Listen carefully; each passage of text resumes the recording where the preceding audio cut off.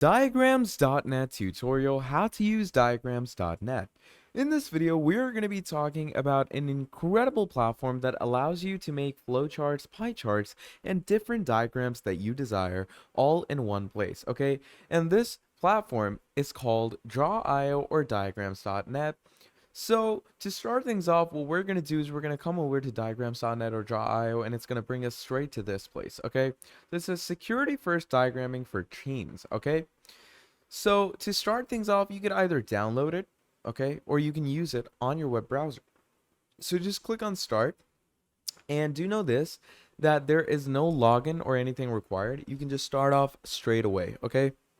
So what Draw.io does is it brings us straight to diagrams.net, and in diagrams.net, as I have explained in the start, you can draw any type of thing like network diagram, UML, ER diagram, database schemes, whatever you desire. Now you're going to choose what you want to save your diagrams to. So you can go with anything, okay? I'm going to go ahead to Shell later, okay? We're going to save it on later, and this is what it opens us up to. So first of all, we have this graph over here right in front of us, right? Now, on the left-hand side, you're going to get all the elements that you can add in your chart, okay? So down here, we have all the elements. We have boxes, we have shapes, characters, arrows, etc. Then in the miscellaneous section, we have different things like tables. We have different things like value tables and different schemes. And then moving on, you have all these advanced variables as well that could mean different things in different sections. And each diagram actually tells you what's its purpose. So this could be a call out, this could be an actor in the diagram. Then you have arrows, flowcharts. It keeps going on and on, okay? So these are the elements on the left-hand side.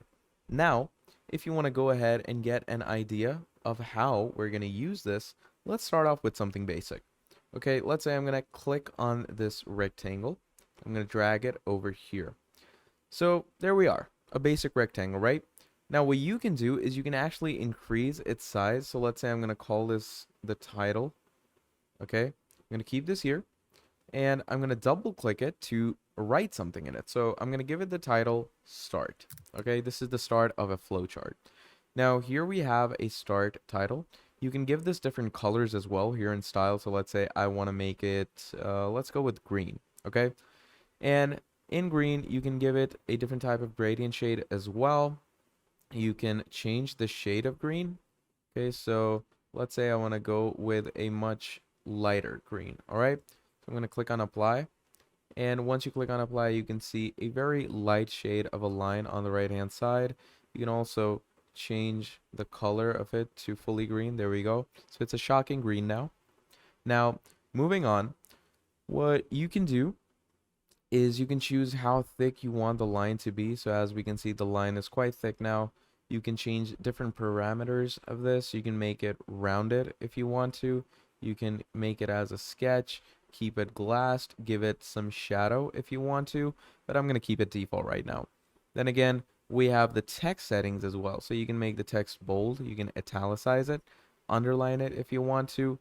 You can go ahead and rotate it, give it some shading, keep it in the middle, whatever you want. It's all doable. So once we have done this, from here, you can also change the arrangement. So you can bring some certain things to forward, you can bring them backward, etc. Now, let's go ahead and move on to adding more components. So you can add a component directly just like this, or what you can do is you can actually connect it using this.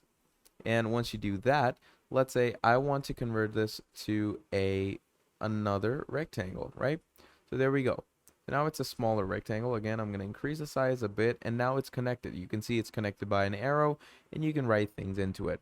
So let's say I'm going to go with a proper flowchart. Let's go ahead with coding. Okay, so first of all, coding needs to be done. Now once coding is done, you can go ahead and create a variable. Okay, so this could be, let's say a split between this. You can make a split decision. So first of all, let's include an arrow from here, and let's keep this. So it could be coding from Node.js. So it could be Node.js, Or it could be, we're going to come here, bring it to the left a bit. There we go. And this, we're going to keep this to, let's say, C++. So it could be Node.js, it could be C++. Now, if it's Node.js, it's going to come down here, and we're going to start making circles. Let's increase the size of this circle. We're going to bring it here, and you could go with, let's say, replenish. Okay, then you could make a circle over here again, and we could give it some nice name again, just like this. And let's call this, let's say, program. So once you're done with this, this is basically your basic chart or flowchart or diagram, whatever you want to call it. So this is how easy it is to actually create different types of diagrams and charts using a software like this. Now this is a pretty basic chart, so let's go ahead and talk about something more, interesting. So the more interesting bit could be, let's say, a UML diagram, okay? So UML diagram contains a lot of different fields, so let's say first we have an object. Now you can connect the object to a, let's say, class, okay? So let's say I want to connect this to a class right here, and then this class can move over to different modules that it has, inbuilt or installed. So let's say I'm going to bring this right over here. So this module goes over here, and then we're going to create another class right about here, okay? I'm going to take this class, bring it right about here. Now this could be an external class, and what I can do is I can build this into this module. So just like this, you can go ahead and create different UML diagrams for yourself, which basically help you actually understand the summary of a proper program or a proper platform that you might want to explain in a business meeting.